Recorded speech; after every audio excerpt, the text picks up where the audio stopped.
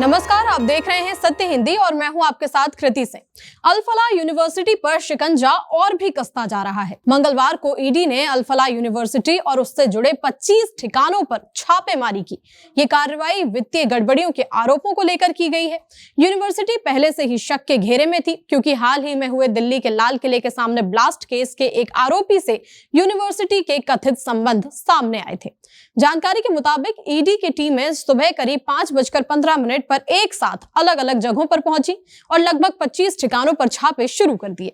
इन जगहों में यूनिवर्सिटी से जुड़े ट्रस्टियों और एडमिनिस्ट्रेशन के घर, दफ्तर और ट्रस्ट से संबंधित दूसरे ठिकाने शामिल हैं। छापेमारी के दौरान अफसरों ने digital record, account books, financial statements और कम्युनिकेशन लॉग्स जैसी चीजें खंगाली। ईडी के एक अधिकारी के मुताबिक शुरुआती जांच में गंभीर गड़बड़ियां सामने आई हैं। अल फलाह ग्रुप से जुड़ी 9 शेल कंपनियां यानी कि कागजी कंपनियां होने का शक है। ये 9 कंपनियां एक ही पते पर रजिस्टर्ड थी और इनमें किसी असली गतिविधि के सबूत नहीं मिले, यानी कि ना तो बिजली पानी का नियमित इस्तेमाल मिला, ना ढंग का दफ्तर दिखाई दिया। इनके मोबाइल नंबर और ईमेल आईडीज भी ज्यादातर एक जैसी मिली। जांचकर्ताओं ने पाया कि कई कंपनियों के डायरेक्टर आपस में ओवरलैप कर रहे थे।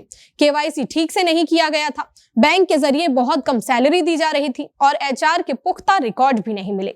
एक अधिकारी ने कहा, कई कंपनियों एक ही समय में बनाई गई हैं और उनके कॉन्टैक्ट डिटेल्स भी एक जैसे हैं। ये साफ इशारा है कि फंड्स की हेराफेरी के लिए कागजी कंपनियां बनाई गई होंगी।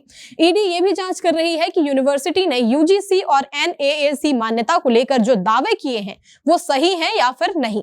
इस मामले से जुड़े दस्तावेज और ईमेल रिकॉर्ड भी जब्त कर लिए गए हैं।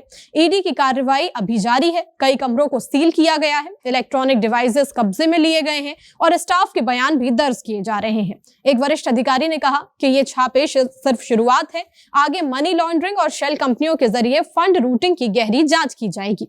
एसोसिएशन ऑफ इंडियन यूनिवर्सिटीज ने भी यूनिवर्सिटी की मेंबरशिप सस्पेंड कर दी है, ये कहते हुए कि संस्थान की स्थिति सही नहीं दिख रही है।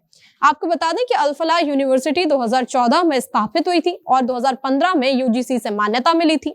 ये यूनिवर्सिटी अल फलाह चैरिटेबल ट्रस्ट के तहत चलती है, जिसकी स्थापना 1995 में हुई थी। ट्रस्ट ने 1997 में एक इंजीनियरिंग कॉलेज शुरू किया था। अभी यूनिवर्सिटी में medical science, engineering, technology, humanities, computer science और एजुकेशन जैसे कई कोर्स चलते हैं। अल फलाह यूनिवर्सिटी तब चर्चा में आ गई जब फरीदाबाद में भारी मात्रा में विस्फोटक बरामद हुए। लगभग 2900 किलो बम बनाने वाले सामान एक ही कमरे से मिला, जिसे मुजम्मिल नाम के डॉक्टर ने किराए पर लिया था। वो अल फलाह मेडिकल साइंसेज और रिसर्च सेंटर से जुड़ा हुआ था। एक और डॉक्टर शाहीन को तब गिरफ्तार किया गया जब उनकी कार से हथियार और असॉल्ट राइफलें मिली।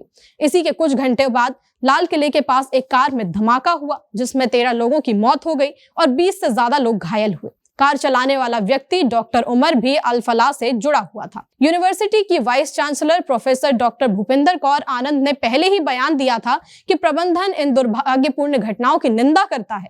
उन्होंने कहा कि हमें पता चला है कि हमारे 2 डॉक्टरों को जांच एजेंसियों ने हिरासत में लिया है, लेकिन यूनिवर्सिटी का उनसे कार्यस्थल संबंध के अलावा कोई भी लेना देना नहीं है। उन्होंने ये भी कहा कि कुछ ऑनलाइन प्लेटफॉर्म यूनिवर्सिटी की छवि खराब करने के लिए झूठी और भ्रामक खबरें फैला रहे हैं। उनके बयान में कहा गया कि हम ऐसी सभी झूठी और बेबुनियाद बातों का कड़े शब्दों में खंडन करते हैं। लेकिन अल फलाह यूनिवर्सिटी से जुड़े आरोप गंभीर हैं और जांच लगातार आगे बढ़ रही है।